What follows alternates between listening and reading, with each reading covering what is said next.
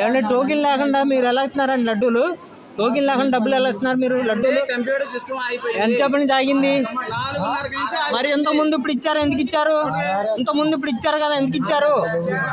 ఎందుకు ఇచ్చారు? ఎందుకు ఇచ్చారు ఇంతకు ముందు 10 నిమిషాల ముందు? మరి టోకెన్లు ఎలా ఇస్తున్నారు? మీరు టోకెన్ లేకుండా లడ్డు ఎలా ఇస్తున్నారు? మీరు ఏ లెక్కలు ఇస్తున్నారు మీరు?